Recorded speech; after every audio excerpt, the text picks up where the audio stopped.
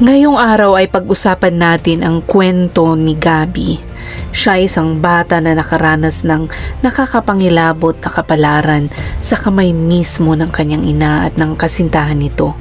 Isang musmos na sa halip na alagahan at mahalin ay hinarap ang mapait na kapalaran mula sa mga taong dapat sana'y nagproprotekta sa kanya. Ito ay isang kwento na mahirap paniwalaan na nagawa ng isang tao, lalo na ng isang ina. Ngunit bakit nga ba humantong sa isang nakakapatindig balahibong pangyayari ang lahat ng ito? At bago tayo magsimula ay siguraduhin mong nakasubscribe ka na sa aming channel dahil dito ay tinatalakay natin ang iba't ibang kaso at kwento na puno ng aral at mahahalagang impormasyon.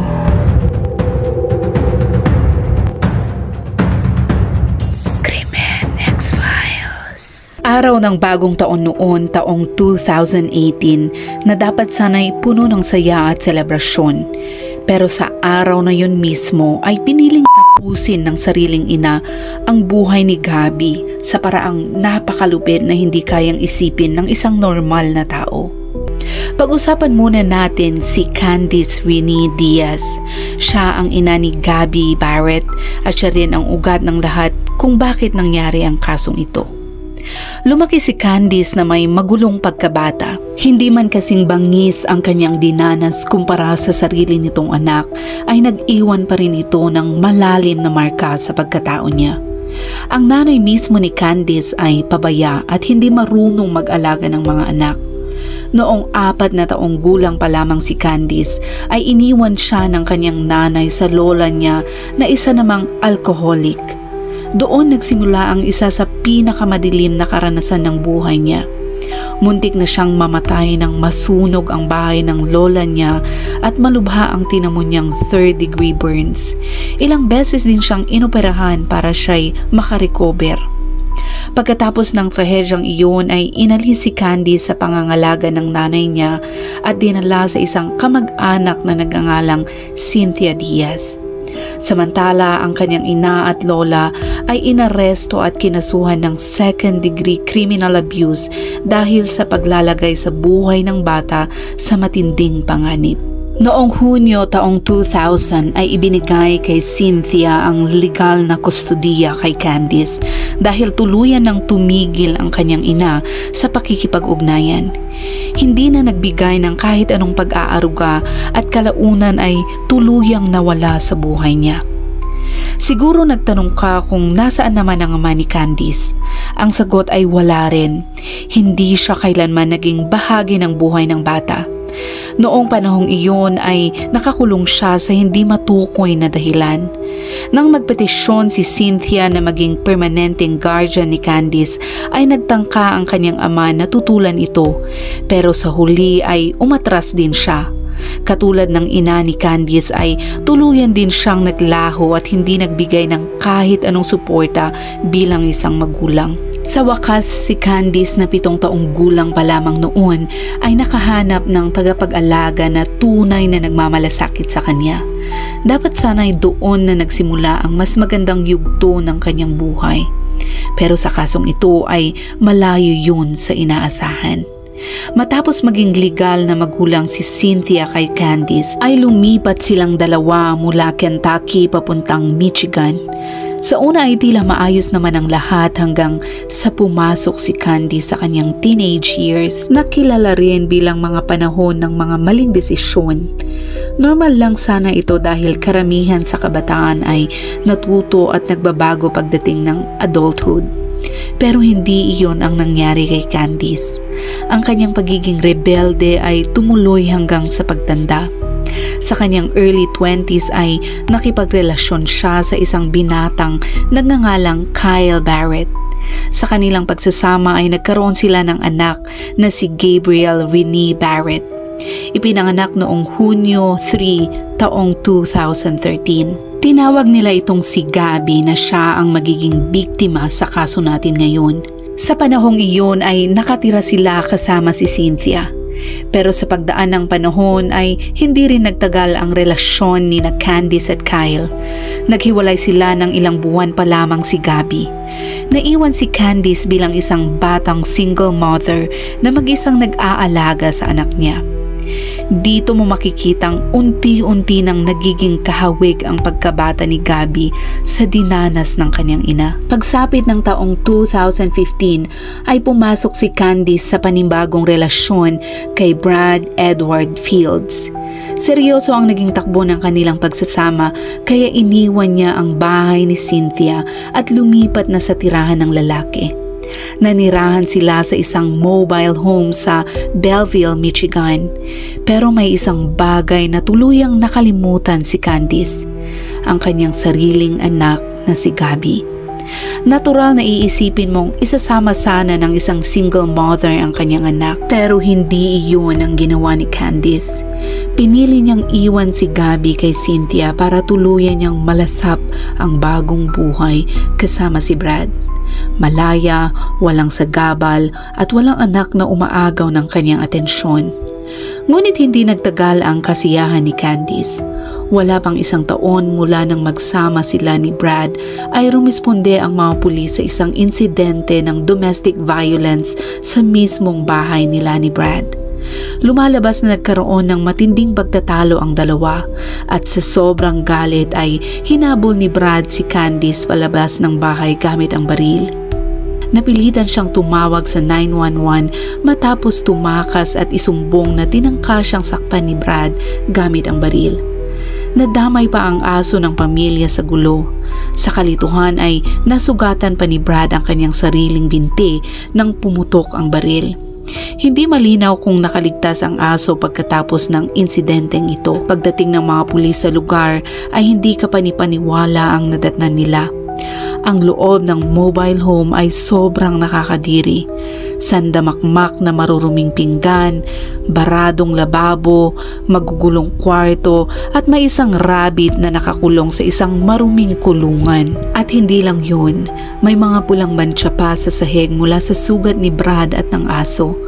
Halos hindi ka panipaniwalang may nakatirang tao roon. Kung iisipin ng sino man ay hindi sila karapat-dapat mag-alaga ng kahit anong hayop. Paano pa kaya ng isang batang paslit? Habang nagsisiyasat ay nakahukay pa ng sangkatutak na armas ang mga pulis. Mga baril, kutsilyo at gamot na hindi naman reseta sa kanila. 2 baril ang nakuha sa isang tagong lugar sa bahay. Ang isa'y walang rehistro at ang isa naman ay kinayod ang serial number para hindi matrace. Sa simula ay inaresto si Brad at kinasuhan ng domestic violence. Pero bigla na lang nagbago ang isip ni Candice. Ibinaba niya ang kaso laban kay Brad at idinahilan na may schizophrenia ito at hindi umiinom ng gamot kaya wala raw ito sa tamang pag-iisip noong nangyari ang lahat. Hindi lang yun, inaangkin pa niya ang responsibilidad sa 2 baril na nahanap sa bahay, dahilan para siya rin ay kasuhan ng pag-alter ng firearms. At hindi pa roon nagtapos. Habang nasa istasyon siya ay nagsagawa ng karagdagang pagsisiyasat ang mga pulis sa gamit niya at nakakita ng prescription pad na iligal na hawak niya. Dinagdagan pa siya ng panibagong kaso.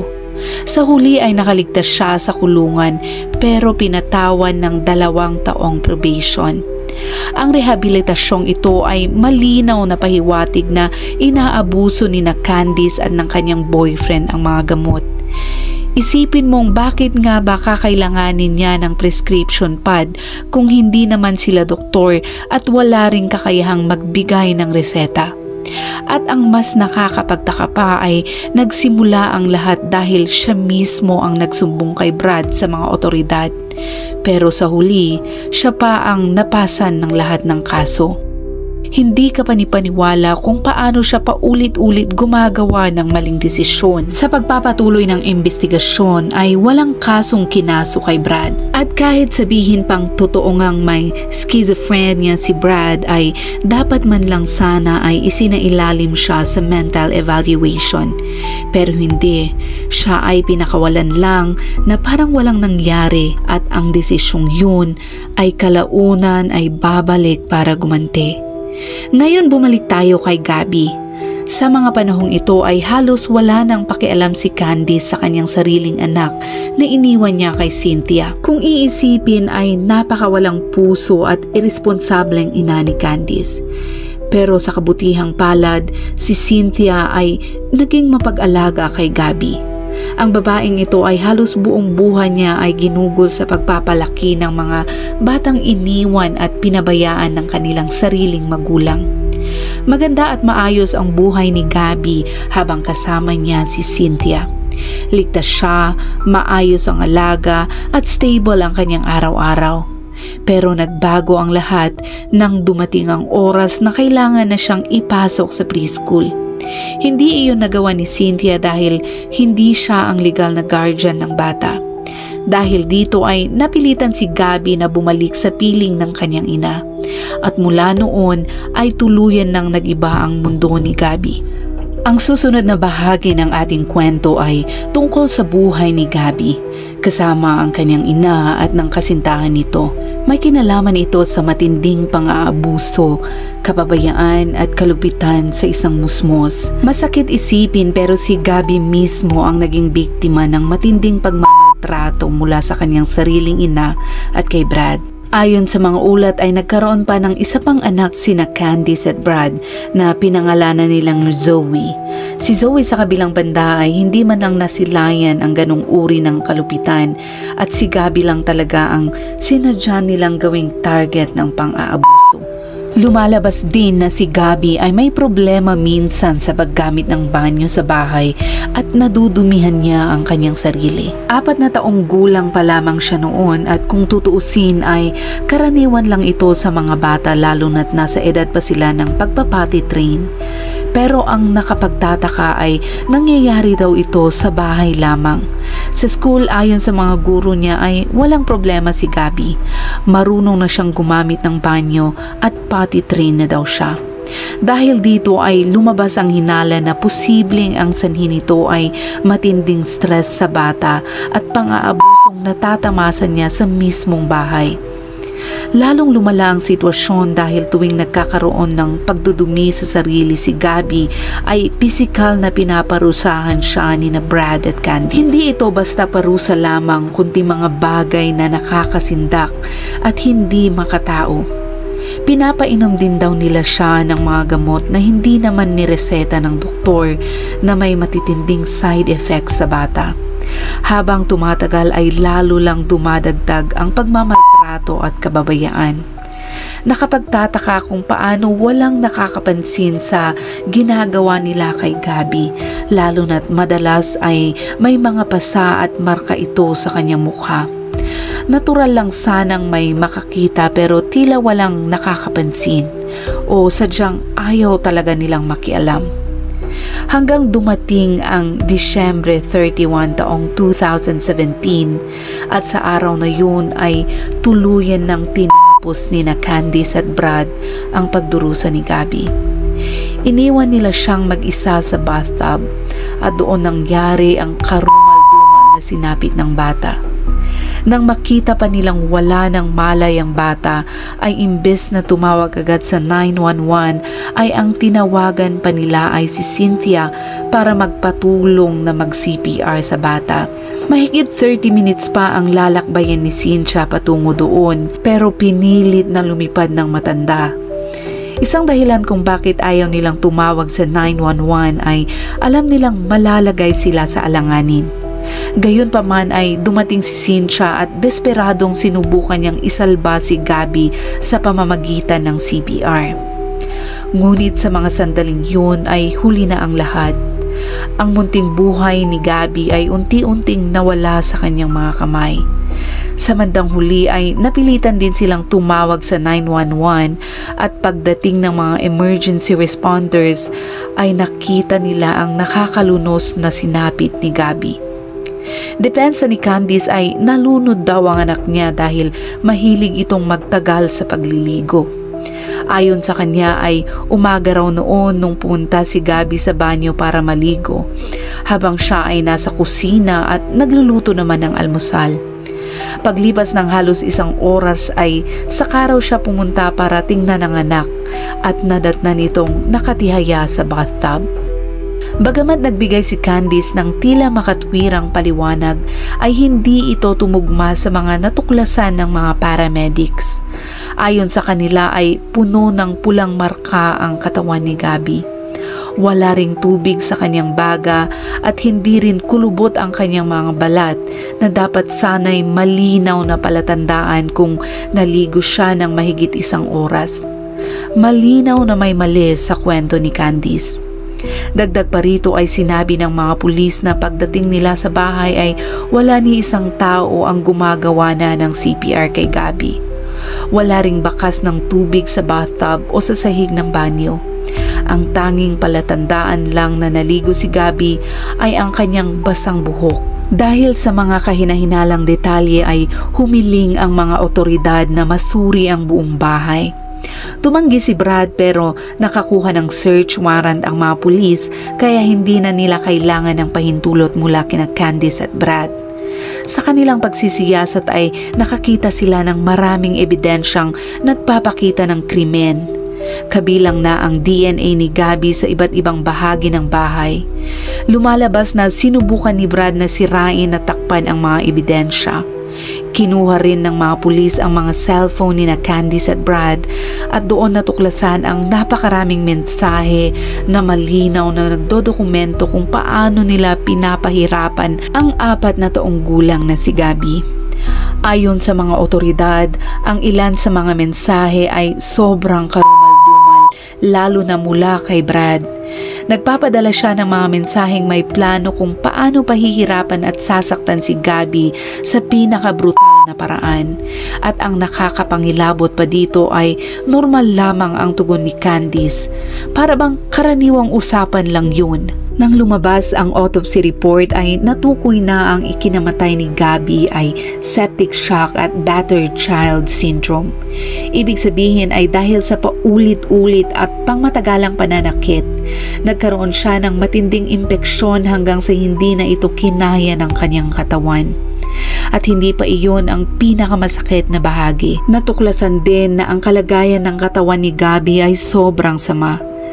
Sa murang edad na 4 na taon ay puno na ng sugat at pasa ang kanyang katawan. Malnourished din siya at ang kanyang mga ngipin ay unti-unti nang nabubulok dahil hindi siya naaalagaan. Naniniwala ang mga eksperto na hanggang sa huling sandali ng kanyang buhay ay tinitiis ni Gabby ang matinding sakit. Wala nang mas masakit pa kesa rito. Isang ina ang gumawa ng ganito sa sarili niyang anak. Wala nang mas angkop na salita kundi kalupitan. Natagpuan din siyang bugbog at sunog ang katawan noong mismong bagong taon. Tumakas din ang kanyang ina na si Candice Diaz at ang boyfriend nito na si Brad Fields papuntang Georgia. Ngunit makalipas lamang ang 8 araw ay sila din ay naaresto. Sa puntong ito ay sapat na ang ebidensya ng mga otoridad para arestuhin sina Candice at Brad, pero parang naglaho ang dalawa. Makaraan ang 2 araw ay kusa silang sumuko sa mga pulis, pero hindi dahil nagsisisi sila, kundi dahil may plano pa sila. Naghahanda sina Candice at Brad ng listahan ng mga sakit sa pag-iisip na umunoy na-diagnose sa kanila pero hindi sila nagamot. Isinumbat ni Candice ang mapait niyang kabataan at ang pag-abandona ng kanyang tunay na ina na nagdulot daw sa kanya ng matinding trauma. Sinabi rin niyang may bipolar disorder siya, PTSD, depression at anxiety. Si Brad naman ay sinabi sa korte na meron siyang schizoaffective disorder, social anxiety, agoraphobia at PTSD.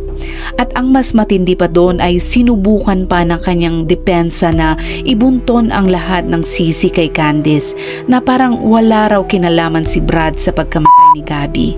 Pero hindi nagsisinungaling ang mga mensahe nila at malinaw doon ang naging papel ni Brad. Sa huli ay parehong nahatulan ang dalawa. Noong Oktubre 9, 2018, si Brad Fields ay sinintensyahan ng habang buhay na pagkakakulong ng walang posibilidad na parol. Si Candice naman na dapat sana'y makatanggap ng parehong hatol ay nabigyan ng plea deal noong Disyembre 5, 2018. Nabawasan ang kaso niya tungo sa second-degree homicide at first-degree child abuse. Ang hatol sa kanya ay 30 hanggang 60 taon sa kulungan. Pagkatapos ng malagim na sinapit ni Gabby ay agad na inalis ng mga otoridad sa kanilang tahanan ang kanyang nakakabatang kapatid na si Zoe. Walang nakakaalam kung saan siya dinala at sinadya itong itago para sa kanyang kaligtasan. Ang tanging hiling ng marami ay sana ay mapunta siya sa isang tahanan na may tunay na nagmamahal sa kanya. Ang kasong tinalakay natin ngayon ay isa sa mga kwentong nagpaiyak sa akin bilang isang ina. At hanggang ngayon, hindi ko pa rin lubos maisip kung paanong nagawa ito ng isang ina sa kanyang tunay na anak. Sa tingin mo ba ay dahil sa mga sugat at kakulangan sa pagmamahal na naranasan din niya noong siya ay bata pa, o mas malalim na dahilan kung bakit nauwi sa ganitong trahedya ang kanyang mga desisyon sa buhay? At kung umabot ka sa dulo ng videong ito ay i-comment mo naman kung taga saan ka at anong oras mo ito napanood para alam namin kung saan umabot ang videong ito. Mag-iwan ka na rin ng iyong saloobin sa ating tinalakay ngayon at kung ano ang ating mga pwedeng matutunan sa videong ito. Hanggang sa muli at palaging mag-iingat.